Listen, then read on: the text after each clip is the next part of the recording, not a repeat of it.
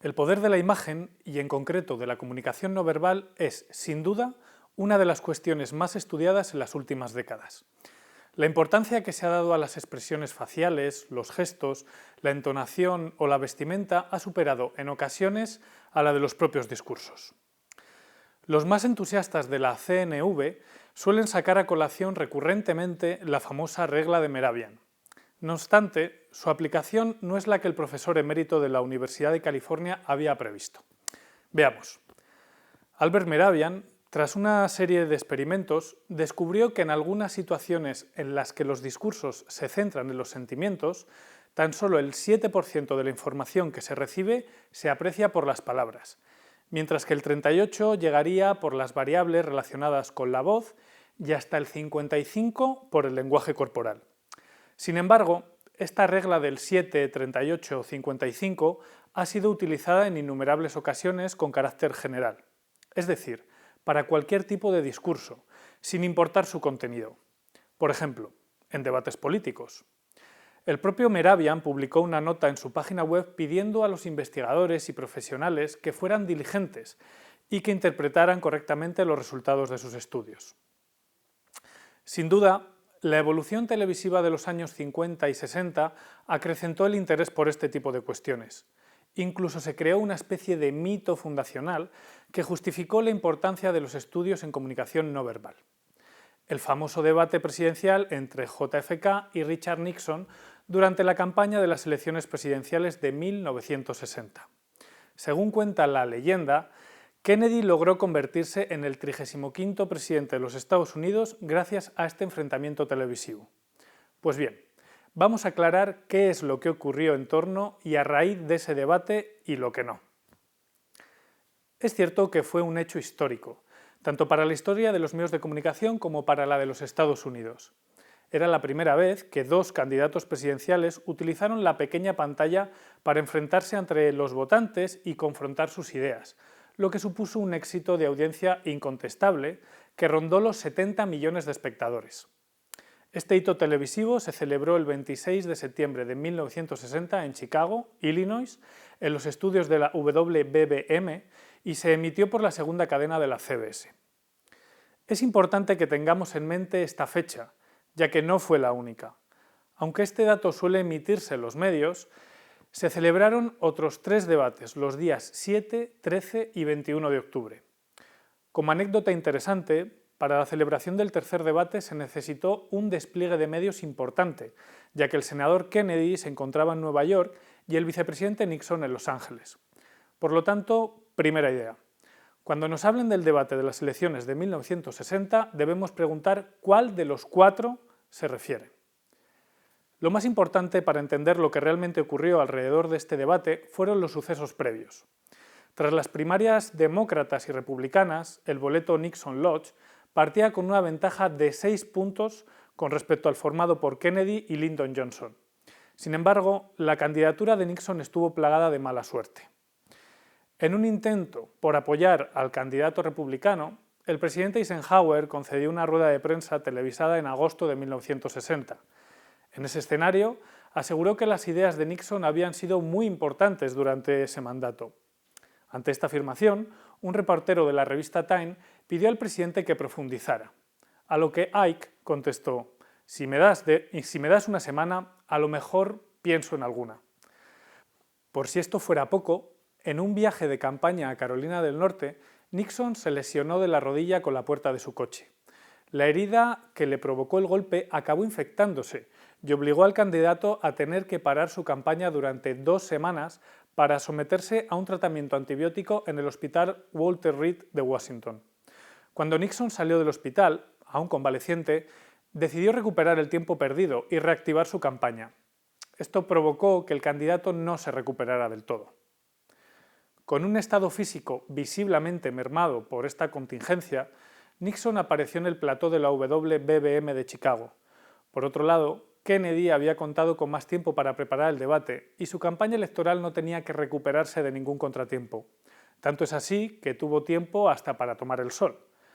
Al llegar al plató, Nixon rechazó la propuesta de ser retocado por los servicios estéticos de la cadena. Cabe recordar que las televisiones de esos años aún emitían en blanco y negro y en baja resolución, así que el maquillaje no era tan importante como en la actualidad. El debate estuvo moderado por Howard K. Smith. Su duración fue de 1 hora y se estructuró en 3 partes. Una apertura con discursos iniciales de los candidatos de 8 minutos de duración, una central con respuestas de 2 minutos a las preguntas de los periodistas, con posibilidad de refutación por parte del otro, y por último, los 2 políticos contaron con un cierre de 3 minutos para cada uno. La temática del debate fue la política interior. Cuando por fin se encendieron los focos, Nixon y Kennedy comenzaron con sus intervenciones. Los dos miraban a cámara correctamente, acompañado las palabras con sus gestos. Sí que se notaba que por la pérdida de peso del republicano su traje no estaba bien entallado, pero bueno, hasta ahí el debate estuvo equilibrado. Sin embargo, cuando llegaron las preguntas, Kennedy dio la impresión de estar más atento y ser más solvente. Además, por la tensión del momento, Nixon apareció en algunos primeros planos sudoroso. Culpa de esos nervios la tuvo uno de los periodistas que participó en el debate, Sandor Bannockburn. Este periodista de la NBC lanzó una pregunta a Nixon que le dejó sin palabras. ¿Por qué el presidente Eisenhower no pudo explicar en aquella rueda de prensa del mes de agosto alguna idea importante de usted durante su mandato? Por todas estas cuestiones, Kennedy acabó ganando el debate claramente. Nixon aprendió la lección y para los siguientes fue más preparado e incluso aceptó ser maquillado. De hecho, salió victorioso del segundo y del tercero.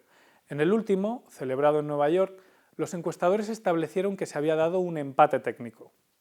La campaña fue avanzando de forma paralela a la celebración de los debates, y aunque Nixon había ido recuperándose en el terreno televisivo, tuvo demasiados fallos en la planificación. Por ejemplo, en la convención republicana, Nixon había prometido visitar los 50 estados durante la campaña, pero tras el incidente de la rodilla no tenía demasiada lógica mantenerlo. Pese a ello, el vicepresidente decidió seguir con esta idea, así que terminó perdiendo un valioso tiempo en lugares donde no sería posible hacerse con la victoria. Resultó irrisorio que Nixon pasara el fin de semana previo a las elecciones en Alaska, que solo aportaba 3 votos electorales.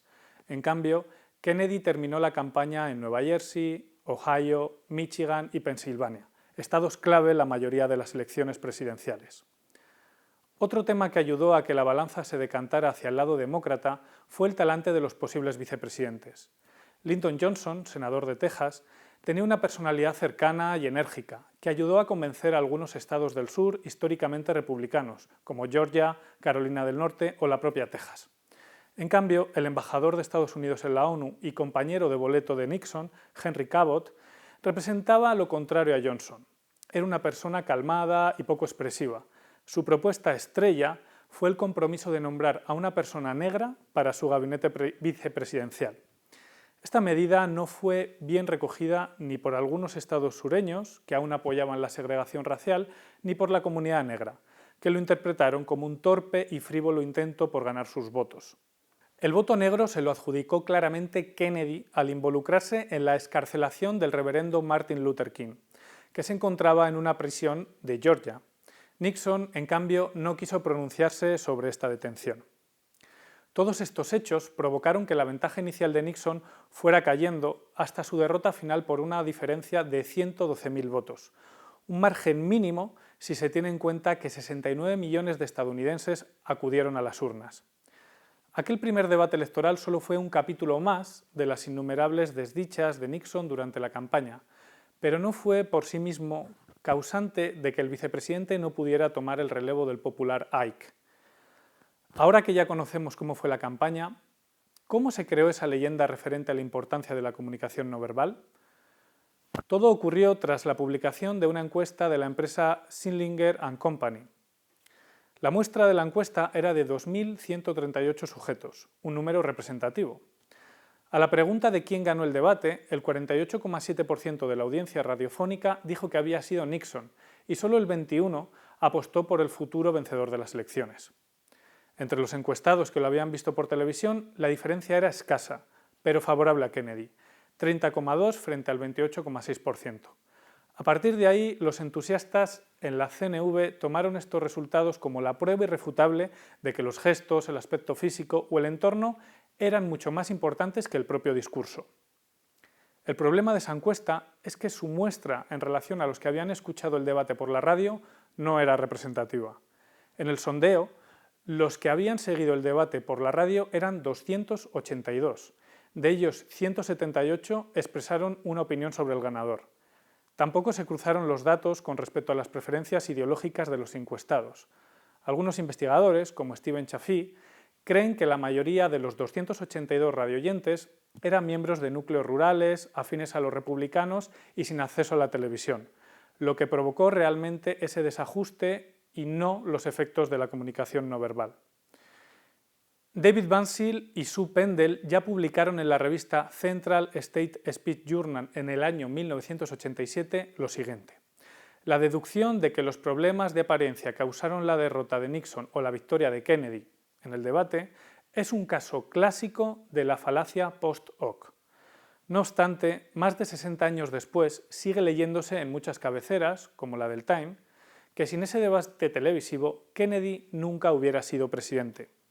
Como puede verse, en algunos medios españoles también sigue alimentándose la mentira. ¿Por qué sigue ocurriendo esto?